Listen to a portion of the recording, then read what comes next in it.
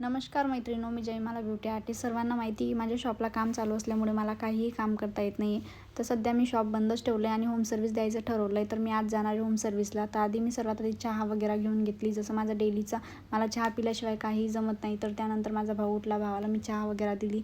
तर मी थोडा short video घेत होती. म्हटलं चला मी भावाला पण गेलो, पण त्याचा ॲटिट्यूड बघा तुम्ही. त्याने पाय वगैरे मस्त लांब केला, पण त्यानंतर पाव वगैरे मागितले. म्हटलं असं आहे, थांब बेटा.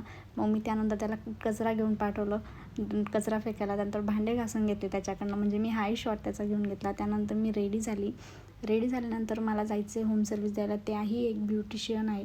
आणि त्यानंतर तो माझी कमेंट्स वगैरे उडवायला लागला की माझी बहीण आता अशी व्हिडिओ बनवणार. त्यानंतर मीही व्हिडिओ बनवला त्याच्यावरती, पण मी तो ऑडिओ घेतला नाही.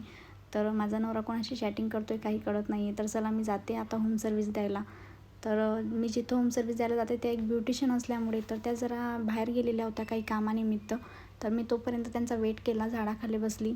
तर तोपर्यंत मस्त गार हवा वगैरे येत होती, खूप छान वाटत होतं. म्हणजे मी इतक्या सकाळी होम सर्व्हिस द्यायला निघाली. माझ्याकडं म्हणजे सकाळी तर मी स्वतःच्याच पार्लरला आली, पण मी आज दुसऱ्याच्या शॉपला आलेली होती. तर त्या आल्यानंतर त्यांनी त्यांचं शॉप वगैरे ओपन केलं. आधी आमची ओळख वगैरे झालेली होती 1-2 वेळा, पण त्या छान म्हणजे माझ्या मैत्रिणीसारख्याच झाल्या.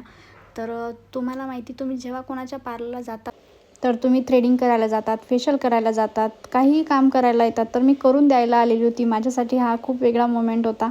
तर त्या माझ्या फ्रेंडच असल्यामुळे त्यांनी मला हायड्रा फेशियलला होम सर्व्हिसला बोलवलेलं होतं, जसं पार्लर सर्व्हिसला बोलवलेलं होतं. तर ठीक आहे, तर मी त्यांच्या शॉपला आले. त्यानंतर बघा, प्रत्येक ब्युटिशियनचं नॉलेज वेगळं असतं, त्यांच्या टेक्निक वेगळ्या असतात, त्यांचा मेकअप वेगळा असतो, सगळं काही वेगळं असतं. तर माझ्या स्टेप वेगळ्या होत्या फेशियलच्या. तर त्या म्हटल्या मला काहीही प्रॉब्लेम नाही, तू तुझ्या पद्धतीने कर, तुझ्या पद्धतीने हायड्रा यूज कर. तर आमच्या फेशियलची जी मशीन आहे ती सेम होती, हायड्रा मशीन सेम होती, त्याच्यात काही डिफरंट नव्हता.